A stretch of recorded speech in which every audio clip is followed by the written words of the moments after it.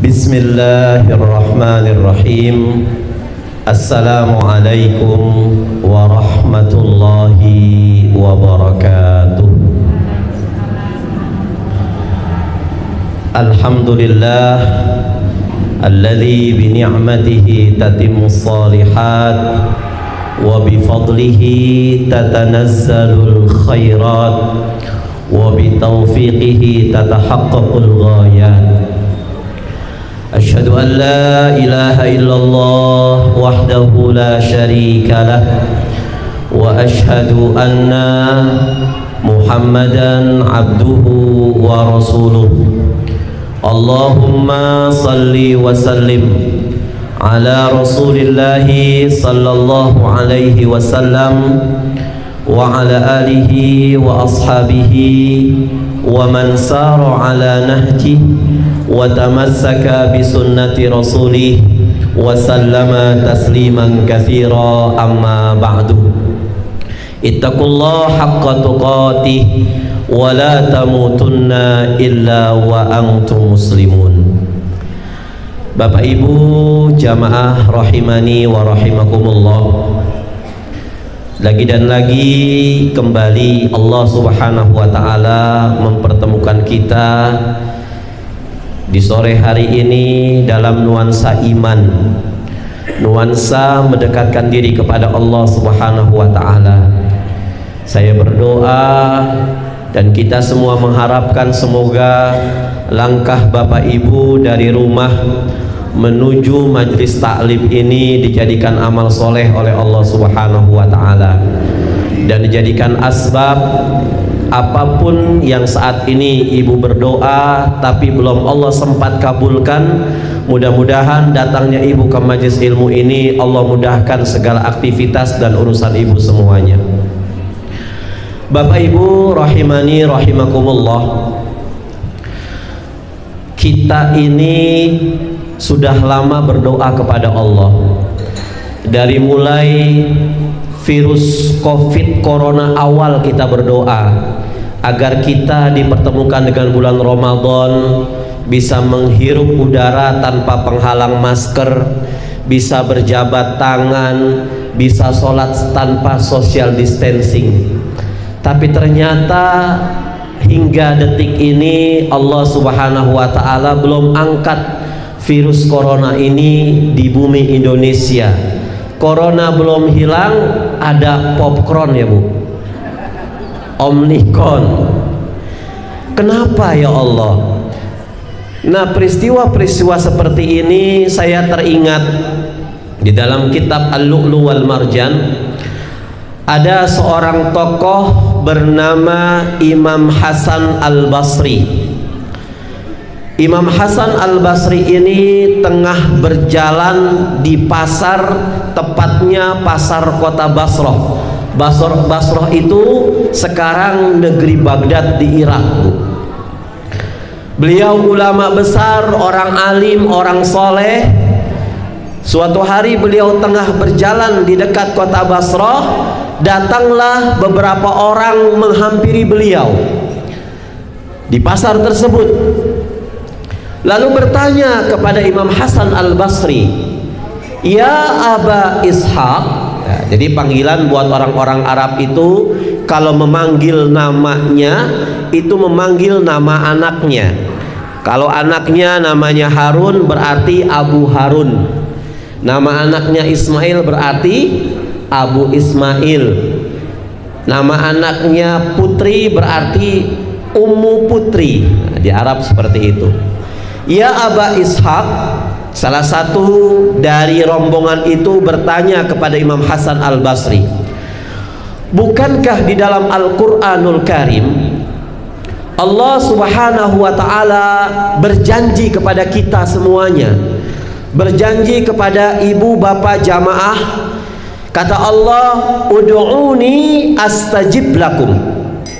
Wahai manusia, mintalah kepadaku maka aku akan penuhi permintaan kamu.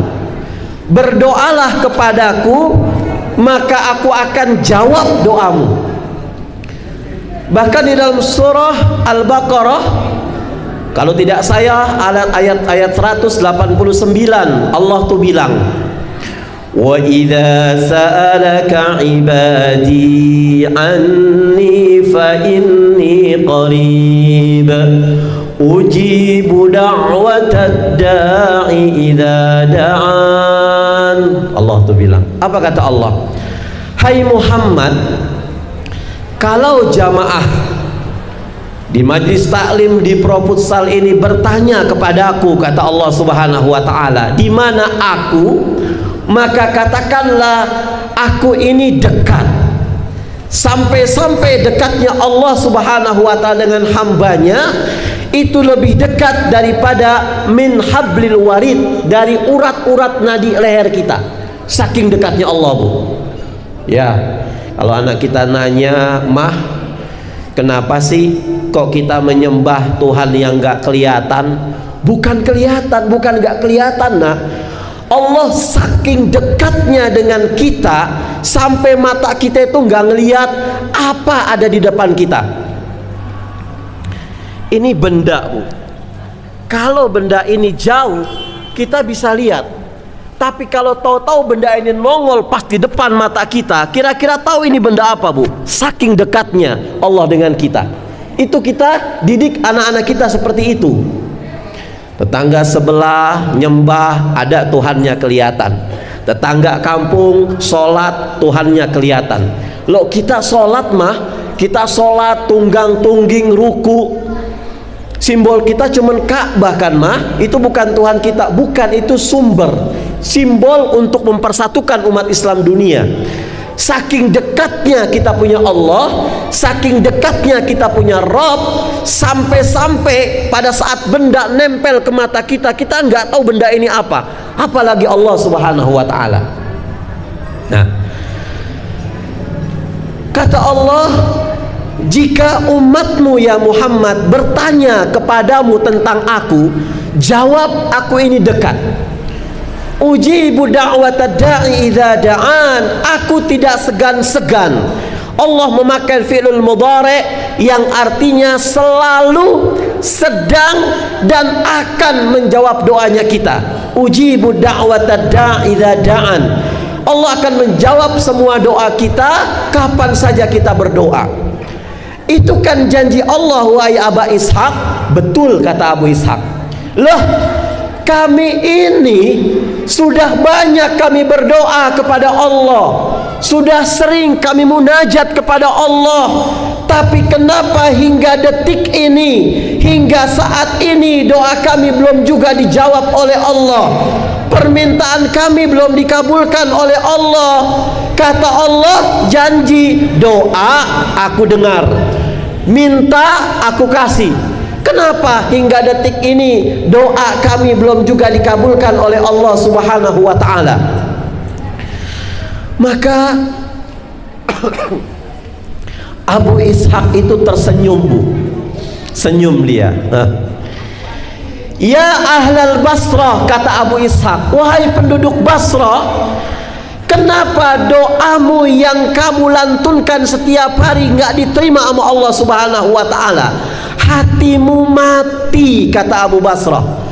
Jasadmu bergerak, matamu melihat, telingamu mendengar, jantungmu berdetak, cuman sayang hatimu mati. Dari hati yang mati, bagaimana mungkin doa dijawab? Dari hati yang mati, doa tidak menimbulkan getaran sampai menggetarkan channelnya Allah Subhanahu wa taala. Dari hati yang mati, doa nggak bisa menimbulkan getaran untuk sampai ke frekuensinya Allah Subhanahu wa taala. Sederhana, Bu. Hati mati menyebabkan doa kita nggak pernah dikabulkan Allah Subhanahu wa taala. Kemalangan apa yang lebih besar daripada ketika Allah sudah nggak mendengar doa kita? Kemalangan apa yang paling besar pada saat kita hidup di dunia ini ketika Allah tidak pernah mandang gerak-gerik sholat kita, enggak didengar baca Quran kita, enggak dinilai sodakoh kita? Kalau sudah seperti ini, di mana langit tempat kita berteduh, bumi tempat kita berpijak? Allah sudah cuek bebek dengan kita, Pak. Allah sudah berpaling dengan kehidupan kita. Mau berdoa sampai mengeluarkan air mata, sampai tetesan darah terakhir pun, kalau Allah nggak mandang doa kita, maka sia-sia kita punya doa. Ustadz, itu mah bukan kemalangan, Ustadz. Menurut saya, Ustadz, kemalangan itu kalau harta benda saya hilang, itu baru malang. Orang-orang yang saya cintai dan saya sayangi meninggal, itu baru malang. Pangkat dan jabatan saya hilang, itu baru malang. Tapi ketika Allah Subhanahu wa ta'ala sudah berpaling dalam kehidupan kita, kita nggak pernah evaluasi diri, Bu. Mati hati, doa nggak dijawab oleh Allah Subhanahu wa ta'ala. Dampaknya kita nggak pernah menemukan, mendapatkan apa yang kita cita-citakan. Lalu Imam, apa sih yang menyebabkan hati kami menjadi mati, wahai Imam? Maka Imam Hasan Al-Basri pun mengatakan, yang pertama, araftumullah walam tu'tu haqqah. Yang menyebabkan hati ibu mati, hati bapak mati, hati saya mati, teman-teman semua hatinya mati. Araftumullah walam tu'tu haqqah.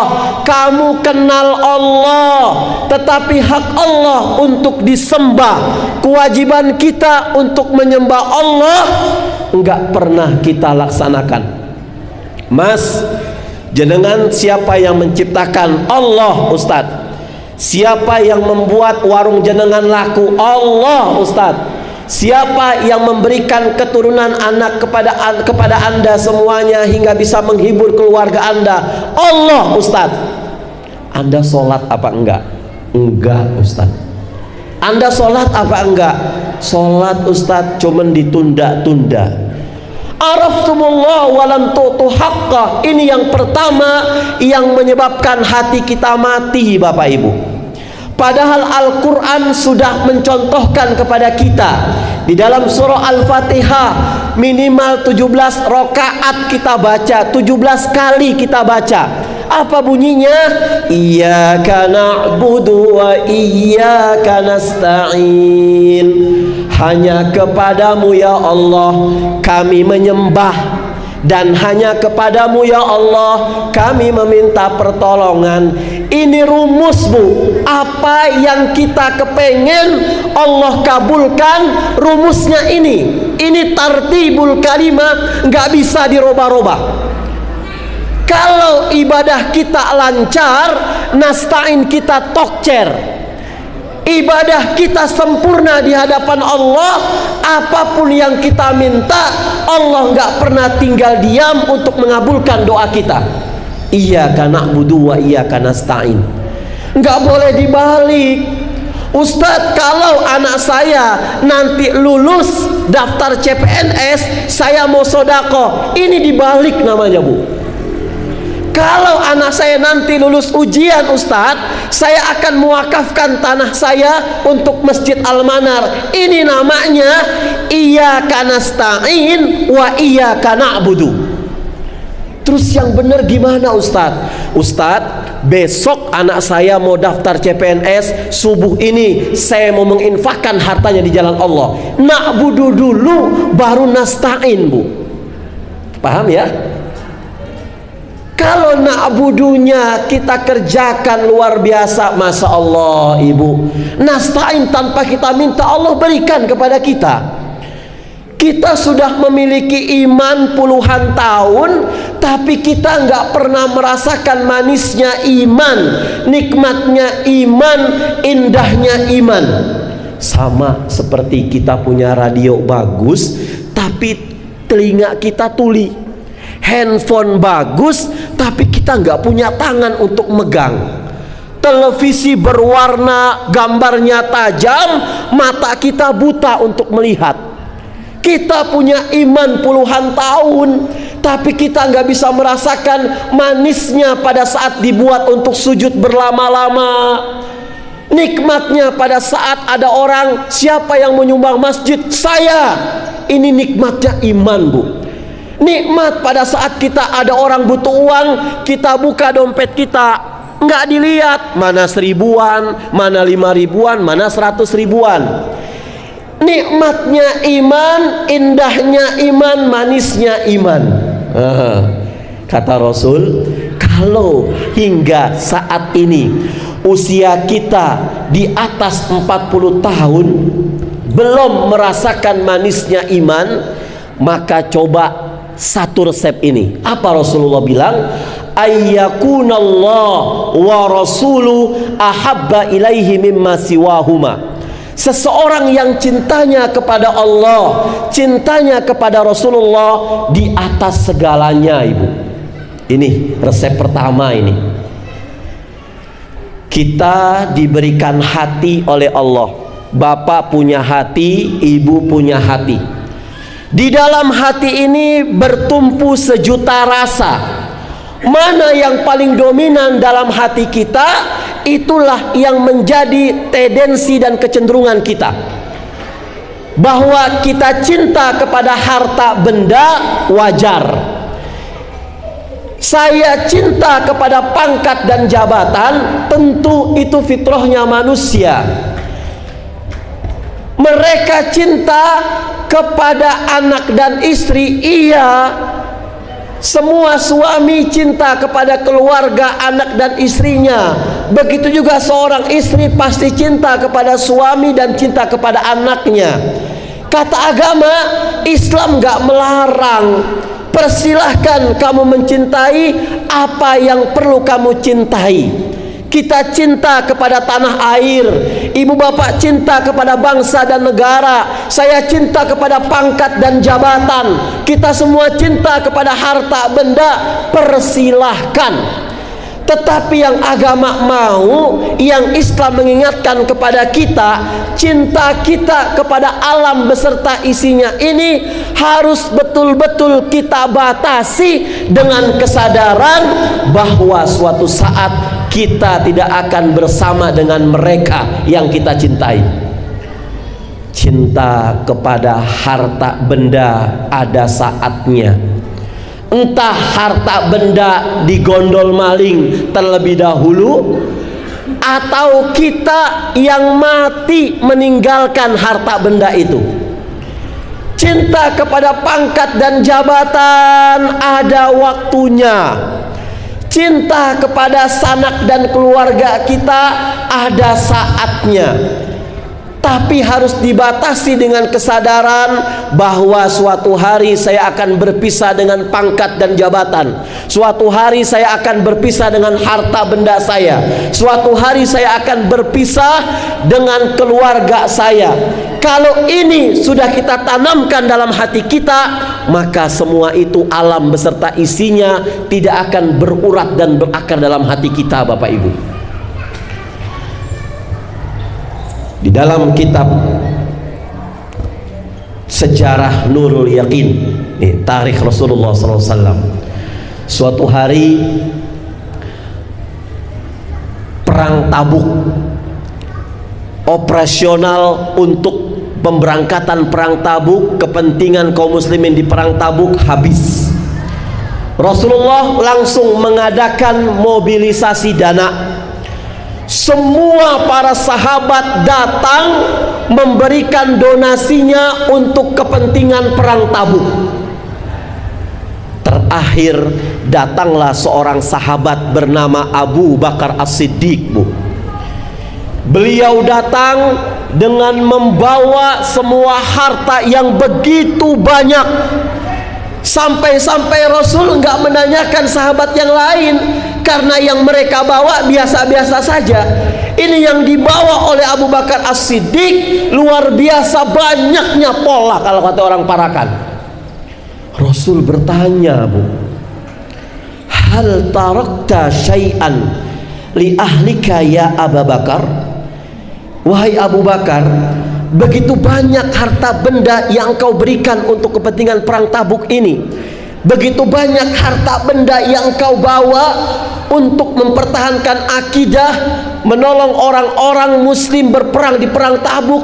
Begitu dahsyatnya, lebih banyak dari sahabat-sahabat yang lain. Yang aku tanyakan, kata Rasulullah, apa engkau tinggalkan sesuatu untuk survive kehidupan anak dan istri kamu di rumah? Apa yang kamu tinggalkan buat mereka ya Abu Bakar? Abu Bakar mengatakan, Bu, na'am ya Rasulullah, aku tinggalkan buat mereka. Apa yang kau tinggalkan? Taraktu lahumullah wa rasuluh. Aku tinggalkan buat mereka Allah dan Rasulnya ya Rasulullah. Aku nggak meninggalkan pangkat dan jabatan buat istri dan anak-anakku. Aku nggak meninggalkan harta benda buat mereka. Ya, aku tinggalkan buat mereka cintanya mereka kepada Allah dan Rasulnya. Bapak Ibu, ini seseorang manusia yang cintanya kepada Allah dan Rasulnya di atas segalanya. Bahwa cinta harta itu, harta yang saat ini kita miliki Bapak Ibu, pangkat dan jabatan yang saat ini kita sandang, suami, anak kita, istri, anak kita yang saat ini masih mendampingi kita, itu suatu saat akan berpisah dengan kita. Dan ketika saya cinta kepada Allah dan Rasulnya di atas segalanya, maka mereka yang kita harapkan datang kepada kita akan sendirinya mengalir kepada kita, dengan syarat cinta kita kepada Allah dan Rasulnya di atas segalanya. Karena mereka berasal dari Allah dan mereka akan kembali kepada Allah. Ini konsep daripada inna lillahi wa inna ilaihi raji'un. Kalau seandainya ada seorang manusia yang cintanya sudah digantungkan kepada pangkat dan jabatan lah contohnya, saking senengnya, saking cintanya kepada pangkat dan jabatan, sehingga nggak mau melepaskan jabatan ini, akhirnya terkena penyakit megalomania, post power syndrome, nggak bisa jadi rakyat biasa karena sudah kadung terlanjur hidup enak, uang banyak, jabatan tinggi. Ini yang saya maksudkan sudah berakar dan berurat dalam hati. Ngedenger di kantornya pagi-pagi mau ada mutasi, gerasak gerusuk nyari mbah anu, nyari mbah ini. Ayam cemani disediakan, kambing putih belang-belang disediakan. Buat apa? Karena sudah berurat dan berakar, nggak mau terlepas pangkat dan jabatannya. Tapi kalau orang yang sudah menggantungkan cintanya hanya kepada Allah dan Rasulnya, suatu hari ngedengar ada mutasi atau sebentar lagi dia akan melepaskan jabatan, orang beriman mengatakan, dulu waktu aku lahir ke dunia ini, aku hidup tanpa membawa pangkat dan jabatan. Kalau saat ini pangkat dan jabatan tidak ada dariku, inna lillahi wa inna ilaihi raji'un. Kalau hari ini harta bendaku lenyap dariku, dulu waktu lahir ke dunia aku nggak membawa harta benda, kalau saat ini lenyap, inna lillahi wa inna ilaihi raji'un. Ini konsep yang pertama, Bu. Araftumullah walam tu'tu haqqa. Kalian kenal Allah tetapi hak Allah untuk kalian sembah, kewajiban kita untuk menyembah Allah enggak pernah kita lakukan. Kalau hati kita mau hidup kembali, maka pengenalan kita kepada Allah harus didekati dengan pendekatan-pendekatan yang dikehendaki oleh Allah. Nggak bisa saya mau deket Allah, duduk melamun sejam 2 jam, komat kamit baca mantra-mantra. Nggak bisa deket sama Allah. Kok nggak bisa? Karena nggak sesuai dengan peraturan yang Allah buat. Saya ingin dekat dengan seorang presiden, maka saya harus patuh dan taat kepada peraturan-peraturan yang dibuat oleh protokolernya Pak Presiden. Saya mau dekat dengan seorang bupati atau gubernur, maka saya senang tidak senang, mau tidak mau, saya harus taat dan patuh dengan peraturan yang dibuat oleh protokolernya Pak Bupati dan protokolernya Pak Gubernur. Begitu juga kalau kita mau dekat dengan Allah, Pak. Apa yang kita ikuti? Keimanan kita kepada Allah. Para ulama salafus soleh mendefinisikan iman. Apa sih iman itu? Al-imanu huwa at-ta'zim wal istidlal wal khudu' wal inqiyad at-tam lillahi wa rasulih. Yang namanya iman, Bapak Ibu, kita tunduk, kita patuh, kita merendahkan diri kita secara sempurna dengan apa-apa yang Allah telah tetapkan dalam Al-Quranul Karim dan dengan apa-apa yang telah Rasulullah SAW tetapkan dalam Quran, dalam sunnah Rasulullah SAW. Ini imanmu. Ya, ini yang pertama. Kenapa hati kita mati? Araftumullah walam tu'tu haqqah. Kita kenal Allah, tapi kita nggak pernah melaksanakan kewajiban kita kepada Allah. Sudah jam 5 kurang 1/4, Bapak Ibu. Berarti berapa menit lagi? Sampai jam berapa ini? Sampai jam 6, setuju? Yang kedua, akaltum qara'tumul Quran walam ta'malu bih. Hati menjadi mati, kamu baca Al-Quran, kamu dengungkan Al-Quran, kamu musabaqahkan Al-Quran, walam ta'malu bih, tapi isi dan ajaran dalam Al-Quran kamu gak pernah laksanakan. Kita injek-injek, Bu. Mana ayat yang mengenyangkan perut saya lakukan, sami'na wa ata'na. Tapi kalau ada ayat yang membuat lapar saya, sami'na wa pikir-pikirna. Mana ayat yang mengenyangkan saya, sami'na wa ata'na. Ketika ada ayat yang memiskinkan saya, sami'na wa analisa, Bu. Kita baca Al-Quran, kita musabakohkan Al-Quran, tapi ajarannya nggak pernah kita laksanakan. Bukankah kita hidup di satu zaman di mana tuntunan sudah menjadi tontonan, tontonan sering dianggap sebagai tuntunan? Bukankah kita hidup di satu zaman yang jujur dikhianati, si pengkhianat justru diberikan amanat? Bukankah hidup di satu zaman saat ini sudah terjadi pergeseran nilai-nilai akidah yang begitu lebar, Bu? Lihat anak-anak kita, gerakan TikTok mereka lebih lihai daripada gerakan sholat mereka. Betul apa betul, Bu? Mau berangkat sekolah malah tangannya gerak-gerakan, ya? Kamu gerak nggak tahu, Ustadz, ini gerak sendiri, sudah sindrom. Masya Allah, lisan mereka pada saat TikTok jauh lebih lancar daripada harus ngaji. Ini luar biasa, Bapak Ibu. Qara'tumul Quran walam ta'malu bih. Baca Al-Quran, kata Allah, pahami maknanya, laksanakan perintahnya. Sama seperti Bapak Ibu ngefans sama salah seorang artis, ngefans dengan salah seorang tokoh di Indonesia. Tiba-tiba tokoh tersebut, artis tersebut menyurati kita. Siang malam surat dibaca, pagi bangun tidur dibaca suratnya, besok siangnya kita ngasih kabar kepada orang-orang, nih aku diberi surat oleh Pak Jokowi, aku diberi surat oleh artis sinetron ini. Kata artisnya, aku ngirim surat ke kamu itu, kamu baca, kamu pahami, kamu amalkan isinya. Bukan harus dipertontonkan dengan orang banyak. Itu juga Al-Quran, Bu. Allah turunkan Al-Quran 6.666 ayat, 30 juz, 114 surah.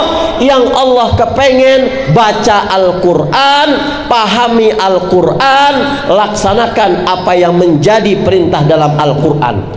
Al-Quran bilang A, bilang B, B.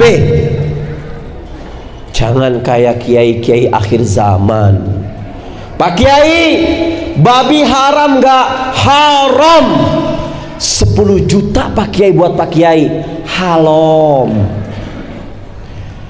20 juta Pak Kiai, halal. Ini Bu, zaman sekarang Masya Allah, memegang Quran Sunnah itu seperti memegang bara api.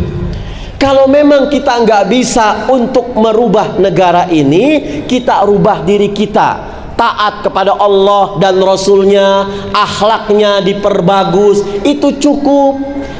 Hadis dulu kita pernah utarakan, Islam itu apa sih? Amantu billah tsumma istaqim, beriman kepada Allah, jujur dengan keimanan kita. Ini yang kedua.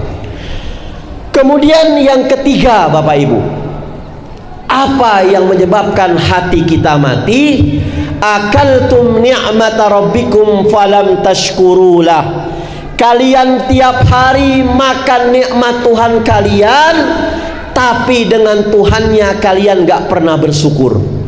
Ikan Tuhan, ikan Allah, ikan Rob di lautan tiap pagi, tiap malam, tiap hari diciduki di lautan, gak pernah habis, tapi Allahnya diabaikan. Bagaimana mungkin doa kita mau dijawab? Bagaimana tidak hati ini mati, Bu? Allah berikan nikmat kepada kita, Allah nggak ingin nikmat itu balik kepada Allah. Yang Allah kepengen, la in syakartum la azidannakum wa la in kafartum inna azabi la syadid. Hei manusia, aku berikan nikmat yang begitu banyak kepada kalian. Dari mulai kamu mau tidur sampai tidur lagi, sampai tidur kamu bisa ngorok, bisa tenang, itu pun nikmatku. Aku nggak minta banyak dari kamu, kata Allah. Yang aku minta kasih nikmat, bersyukur. Bersyukur itu ada berapa macam, Bu? Ada 2. Syukur ucapan dan syukur perbuatan. Apa syukur ucapan itu? Syukur ucapan itu kita mengucapkan alhamdulillah, hari ini saya dapat rezeki, terima kasih ya Allah. Kita terima rezeki itu, filosofinya kita kasihkan 2,5% kepada orang yang membutuhkan. Itu filosofi terima kasih. Kalau kita sudah terima kasih, punya harta banyak, tapi pelitnya 17 setan, berarti filosofi terima kasih belum pernah kita perbuat. Sedekah itu luar biasa. Alhamdulillah. Allahumma shayyiban nafi'an, mumtiruna bifadlillah wa birahmatik. Hujan itu rahmat, Bu. Ibu kalau buka surat Al-Anfal ayat 11, di sana ada keajaiban hujan. Saya dulu di Wonosobo ada jamaah, tokonya banyak, karyawannya banyak. Dia nikah sudah sekitar 20 tahun belum dikaruniai anak. Dia bilang, Ustadz, harta saya banyak Ustadz, tapi rumah sepi Ustadz, nggak ada anak. Kami sudah 20 tahun menikah belum dikaruniai anak Ustadz. Akhirnya saya tunjukkan surat Al-Anfal ayat 11. Bentar. Ibu bawa Quran, dibuka Qurannya.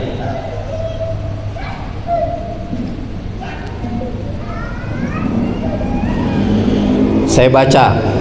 A'udzu billahi minasy syaithanir rajim.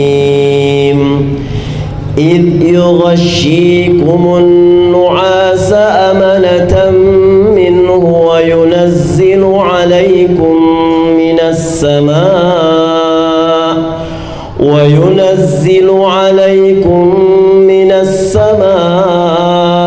ماء ليطهركم به ويذهب عنكم رجز الشيطان وليربط على قلوبكم ويثبت bil aqdam.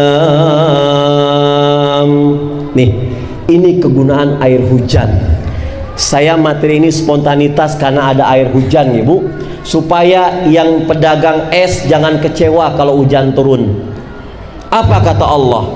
Ingatlah ketika Allah membuat kamu mengantuk untuk memberikan ketentraman darinya. Wa yunazzilu alaikum minas samai, dan Allah menurunkan air hujan dari langit kepadamu untuk menyucikan kamu Bu. Liyutahhirakum itu bukan hanya sekedar membersihkan kotoran, tapi menyucikan kotoran-kotoran penyakit baik lahir maupun batin. Kita sudah periksa ke dokter, istrinya sehat kok, suaminya sehat kok, sudah berobat kemana-mana sehat. Kenapa Allah belum kasih anak? Husnuzon billah. Mungkin saking banyaknya toko, saking banyaknya harta, dikasih anak nanti nggak keurus anaknya. Anaknya dikasih rewang. Saya mau nanya sama ibu, lebih berharga mana emas ibu yang di lemari sama putra putri ibu? Hah? Putra putri lebih mahal harganya, tapi kenapa pada saat kita kerja justru putra putri kita yang mahal dititipkan ke pembantu, emas kita nggak dititipkan Bu? Artinya yang lebih mahal itu apa? Emas, bukan putra putri kita. Akhirnya rewangnya seneng dangdutan, anak kita pulang seneng dangdutan. Rewangnya seneng lagu India, anak kita pas pulang, kita pulang seneng lagu India. Siapa yang mengajarkan? Pembantu mah tuh Bu. Yang pertama husnuzon billah Bu. Bu datang ke sini. Oh iya Ustadz. Yang kedua, air hujan itu lihat dan menghilangkan gangguan setan dari dirimu untuk menguatkan hatimu. Zaman Rasulullah SAW, kalau hujan itu turun Pak, anak-anak disuruh mandi hujan semuanya karena keberkahan. Nah ibu pas hujan turun, sewaktu-waktu kapan ibu longgar langsung mandi hujan. Telanjang nggak Ustadz? Nggak usah telanjang, pakai baju rapet, tetap tutup aurat. Kemudian minum air hujan seperlunya saja. Jangan ditalangin Pak. Jangan di apa? Air hujan yang turun dari talang, langsung dari langit langsung. Allahu Akbar Bu. Ini keberkahan hujan. 2 bulan kemudian dia telepon, alhamdulillah Ustadz, saya sudah dititipi anak. Sekarang anaknya 6 Bu. 2 kembar, 5 dengan 6 tidak kembar.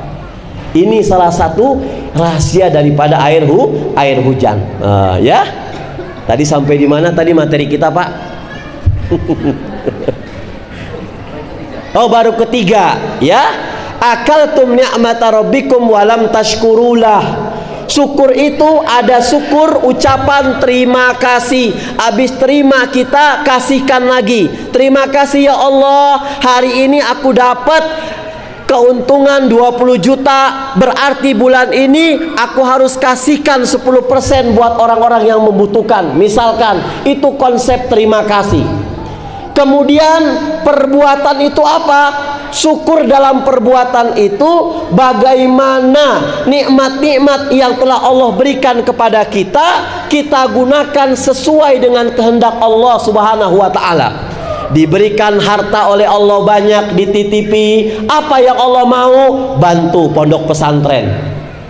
Tolong orang-orang yang kesulitan Bu. Masya Allah. Orang kalau sodakoh itu ikhlas dibales, nggak ikhlas pun dibales. Cuman bedanya kalau ikhlas karena Allah, dunia dapat, akhirat dapat. Kalau nggak ikhlas karena terpaksa, di dunia dibales, di akhirat nggak dibales. Ada kisah nyata Ibu di Jeddah. Kalau orang Indonesia nyebutnya Jeddah, kalau orang Arab nyebutnya Jeddah, karena di sana pertemuan lahirnya Siti Hawa. Ada Siti Hawa, transitnya Siti Hawa. Ceritanya gimana Ustaz? Nyata ini. Ada seorang nyonya yang punya pembantu TKW dari Indonesia. Nyonya ini orang kaya, punya kilang minyak, tapi sayang dia punya kanker serviks yang sudah stadium 4, Bu. Nauzubillah summa naudzubillah. Dia sudah berobat kemana-mana, nggak ada yang bisa menyembuhkan. Dia langsung dapat kabar di rumah sakit Jeddah akan datang dokter-dokter ahli yang mengobati kanker serviks. Dia langsung menemui dokter tersebut. Dok, saya sudah hampir 3 tahun menderita kanker serviks stadium 4. Saya sudah berobat kemana-mana, belum ada perkembangan. Alhamdulillah saya menemui dokter, katanya dokter ahli seperti ini. Ya Bu, alhamdulillah. Dan saya punya kolega, punya teman-teman yang satu keahlian dengan saya.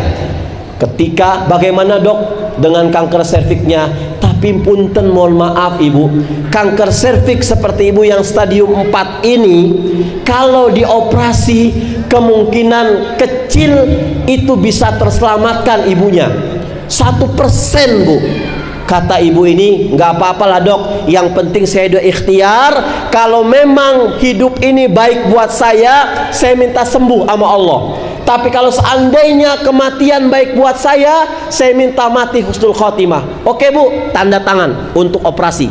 Kapan pengangkatannya dokter? Insya Allah sepekan, minggu depan, pekan depan, saya akan dengan teman-teman satu tim ingin mengoperasi kanker serviks ibu. Siap? Siap. Dia pulang.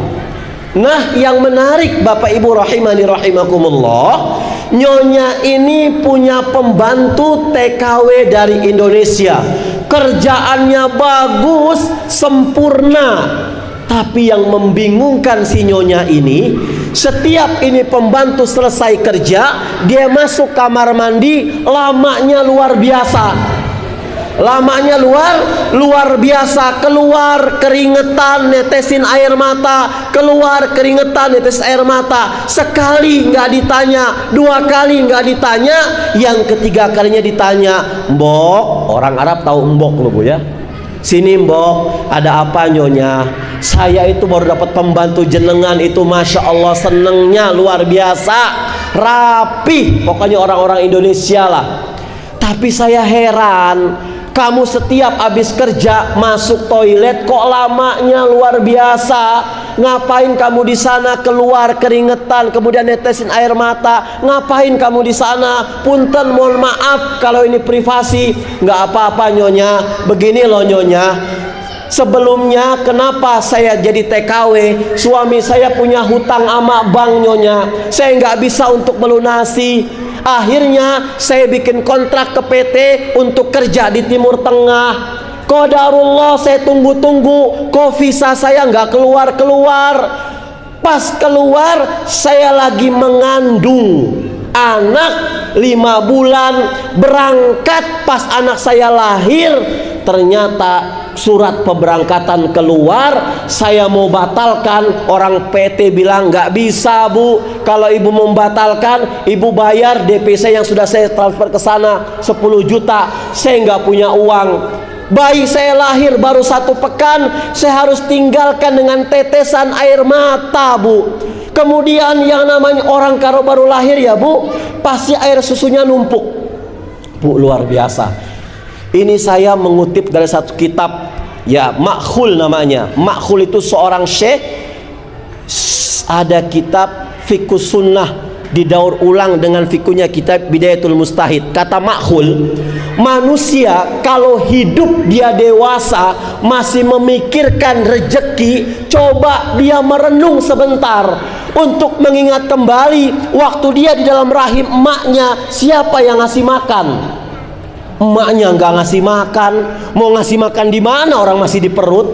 Ternyata Bu, kata Makhul, selang ya, selang ini biasanya mengeluarkan darah haid. Pada saat ibu mengandung, darah haid itu dihentikan oleh Allah sementara untuk aliran saripati emaknya makan nyambung ke perut anaknya. Paham ya Bu? Makanya wanita yang mengandung itu 100% hampir dipastikan tidak akan keluar darah haid. Loh kok bisa? Makhul mengatakan selang itu ditutup, diganti dengan saripati emaknya. Pada saat bayi itu lahir, Allah membuka kembali selang itu, maka keluarlah darah nifas. Tapi Allah nggak keluarkan seluruhnya. Karena apa? Setengah dikeluarkan lewat nifas, setengahnya naik ke atas untuk diproduksi menjadi air ASI. ASI ibu keluarkan, didiamkan, dipanasin sampai betul-betul panas, maka berubah kemerah-merahan. Betul apa betul, Bu? Makhul luar biasa. Jadi begitu Nyonya, air ASI saya numpuk, sakit kalau nggak dikeluarkan Nyonya. Nyonya itu netesin air mata, langsung ke kamar membawa uang. Mbak, kamu di sini kerja di kontrak berapa tahun apa PT? 2 tahun Nyonya. Berapa per bulan yang dijanjikan? 800 real Nyonya. 800 real dikali 4.000, 3.200.000 dikali 24 bulan. Ini saya serahkan sekarang juga. Seakan-akan kamu telah kerja sama saya 2 tahun, kamu pulang. Bayi kamu lebih membutuhkan kamu daripada aku. Allahu Akbar, Bu. Dan tidak lupa juga saya memberikan name tag saya, kartu nama saya. Kalau nanti di Indonesia kamu sudah menyapih anak kamu dan kamu ada lagi ingin kerja di sini, tolong kontak saya, nggak usah ke PT lagi. Pulang pembantunya luar biasa, Bu. Makanya kalau kita hidup cuman mikirin bagaimana kita bahagia, kita nggak akan pernah bahagia. Tapi kalau kita hidup mikirin orang lain bahagia, maka Allah memberikan kebahagiaan buat kita, Bu.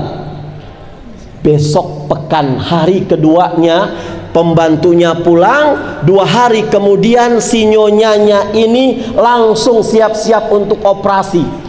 Sudah minta maaf kepada tetangga-tetangganya, minta maaf kepada anak-anaknya, kepada familinya. Masuk rumah sakit, tim 10 dokter sudah siap-siap, lampu operasi sudah mulai dinyalakan, peralatan sudah mulai lengkap. Dilihat kanker serviknya, Allahu Akbar, dihilangkan oleh Allah sampai ke akar-akarnya, Ibu. Ini yang saya maksudkan, dawu mardakum bis sadaqah. Sembuhkan penyakit kamu. Yang kamu berobat kemana-mana nggak sembuh, daripada buang-buang uang, kata Rasulullah, obati penyakit yang nggak pernah sembuh itu dengan sedekah, Bu. Kalau kita mencari kebahagiaan buat orang lain, pasti Allah memberikan kebahagiaan buat kita. Ilustrasinya seperti ini, Bu. Ada seorang guru di hari Sabtu masuk ke dalam kelas. Dia bilang, anak-anakku, kalian jumlahnya berapa? 25, Bu Guru. Oke, ini berhubung hari Sabtu, masukkan buku-buku kalian. Kita akan main game sekarang, icebreaker. Gimana, Bu Guru? Ibu sudah membawa balon nih yang siap terbang. Jumlahnya balon ini sesuai dengan jumlah kamu, 25 orang. Di dalam balon ini ada secari kertas, Ibu gulung. Di dalam ini ada nama kalian. Ibu akan terbangkan balon ini sampai ke langit-langit kelas. Tugas kalian, tolong cari nama kalian. Tapi ingat, di sela-sela kalian berjuang mencari nama kalian di dalam balon ini, kalau kalian menemukan nama teman kalian, tolong kalian teriak biar teman-teman kamu ngangkat tangan. Paham gak, Bu? Ketika sudah diterbang semuanya, sulit nama saya mana, tapi saya harus membahagiakan orang lain. Dapat balon warna coklat dibuka, Mailani saya. Dibuka lagi Arif saya. Akhirnya ketika kita sudah membahagiakan orang lain, maka kebahagiaan kita tanpa kita cari datang sendiri, Bu. Yang keempat, yang terakhir, kultum annal mauta haqqun falam tasta'iddulah. Kalian tahu kematian itu akan datang kepada kalian, tapi kalian gak pernah mempersiapkan diri, makanya hati kalian jadi mati. Kita tahu ada hidup setelah hidup. Istilah mati itu, Bapak Ibu, hanya istilah yang digunakan oleh orang-orang yang masih ada di dunia, buat orang-orang yang sudah meninggalkan dunia. Tapi ternyata orang-orang yang sudah meninggalkan dunia ini sudah dikubur, mereka nggak punya istilah mati, tapi justru mereka punya istilah ada hidup setelah hidup di dunia. Dan berarti saya ini cuma dipindahkan dari Allah, dari hidup di dunia, sekarang harus hidup di alam barzakh, hidup setelah hidup. Makanya kalau seandainya kita enggak kepengen hati kita mati, maka kita persiapkan diri kita untuk menghadapi kematian dan menghadapi hidup setelah kematian, Bu. Ini mohon maaf belum sampai ke temanya, ini sudah jam 5:09 ya, Bu. Kalau mau tema kita ini dihadirkan, kalau pekan depan kejauhan, insya Allah saya akan bahas nanti di tempat setelah ini, ya. Mungkin ini saja yang bisa saya sampaikan. Mohon maaf lahir batin kalau ada kata-kata yang kurang berkenan. Mari sama-sama di tengah guyuran hujan di sore hari ini, kami yakin banyak hajat-hajat kita yang belum Allah kabulkan. Sama-sama kita berdoa kepada Allah Subhanahu wa taala. Mudah-mudahan Allah Subhanahu wa taala kabulkan doa kita. Al-Fatihah. A'udzu billahi minasy syaithanir rajim. Bismillahirrahmanirrahim. Alhamdulillahi rabbil alamin. Ar-Rahmanir Rahim. Maliki yaumiddin. Iyyaka na'budu wa iyyaka nasta'in. Ihdinas siratal mustaqim. Siratal ladzina an'amta 'alaihim ghairil maghdubi 'alaihim waladdallin. Amin. Astaghfirullahaladzim. Astaghfirullahaladzim. Astaghfirullahaladzim. Bismillahirrahmanirrahim. Alhamdulillahi rabbil alamin. Allahumma salli ala Muhammad wa ala ali Muhammad. Allahumma ja'al tajamma'ana hadha tajamma'an marhuman wa tafarruqana hadha tafarruqan ma'suman. Duhai Allah yang maha menatap, duhai Allah yang maha mengawasi kami ya Allah, duhai Allah yang maha mengetahui hati-hati di dalam hati kami ya Allah, kami menyengajakan diri dari rumah menuju majlis taklim ini ya Allah. Mungkin ada yang membawa masalah dari rumah ke majlis taklim ini, mungkin ada yang membuat masalah hutang piutang ya Allah. Ya Allah, lewat majlis ini ya Allah, kabulkan semua permintaan jamaah ini ya Allah. Jadikan kumpul kami kumpul yang penuh dengan ampunan-Mu ya Allah. Pada saat kami berpisah nanti ya Allah, jadikan perpisahan kami perpisahan yang Engkau cucurkan rahmat-Mu kepada kami ya Allah.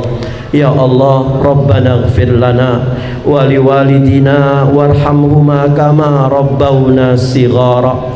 Duhai Allah, ampuni dosa kami, dosa yang kami lakukan karena mata ini ya Allah, dosa yang kami lakukan karena hati ini ya Allah, dosa yang kami perbuat dari seluruh organ tubuh kami ya Allah. Ampuni dosa emak dan bapak kami ya Allah. Kasihanilah ibu dan bapak kami ya Allah, sebagaimana Engkau telah mendidik kami di waktu kecil ya Allah, sebagaimana mereka telah mengkasihani kami di waktu kecil ya Allah.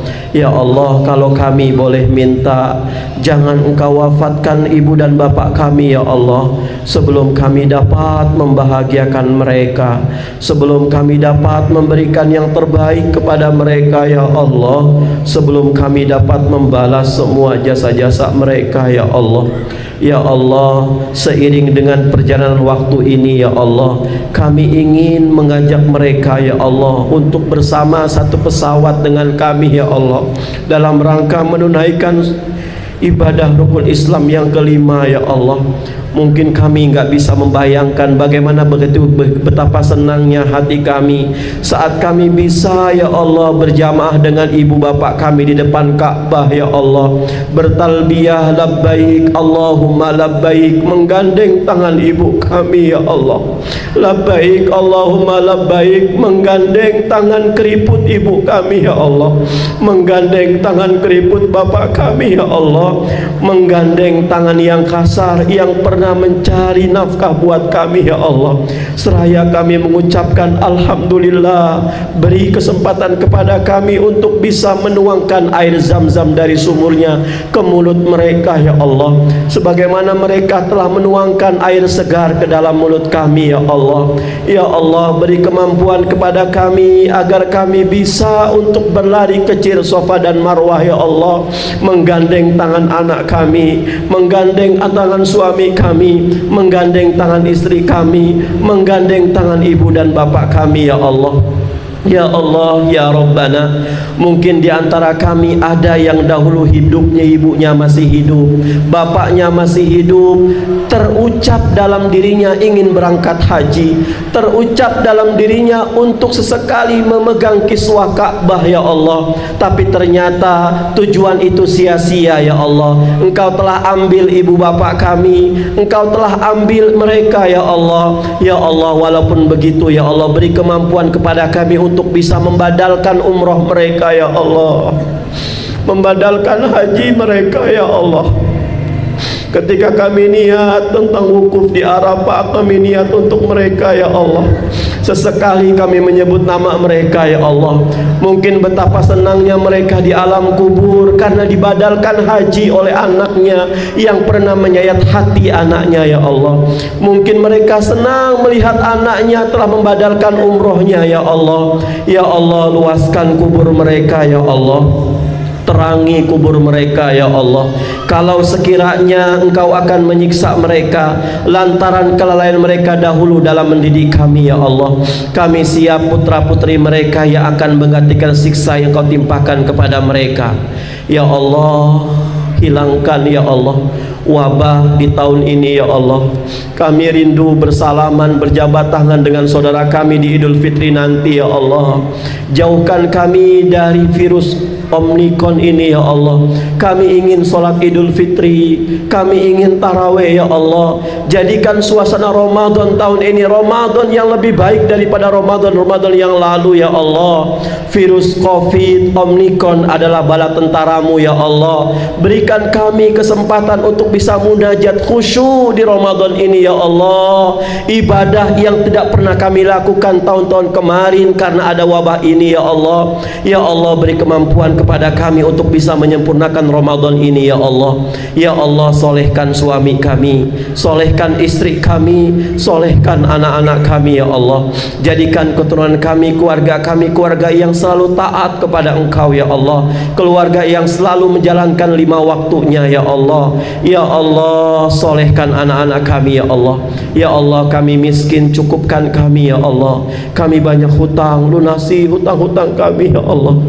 Kami enggak mau pahala haji kami dipending oleh Allah, pahala solat kami dipending oleh Allah, pahala puasa kami dipending oleh Allah, masuk surga kami pun dipending oleh Allah. Karena 1 rupiah belum kami tunaikan kewajiban kami untuk melunasi hutang kami ya Allah. Ya Allah, jangan Engkau wafatkan kami sebelum kami bisa melunasi hutang-hutang kami ya Allah. Ya Allah, kami tidak pandai berdoa, sempurnakan doa kami ya Allah, sebagaimana Engkau telah menyempurnakan doa Rasulullah sallallahu alaihi wasallam. Rabbana zalamna anfusana wa illam taghfir lana wa tarhamna lanakunanna minal khasirin. Rabbana atina fid dunya hasanah wa fil akhirati hasanah wa qina adzaban nar. Walhamdulillahi rabbil alamin. Nasrun minallah wa fathun qarib wa basiril mu'minin. Assalamualaikum warahmatullahi wabarakatuh.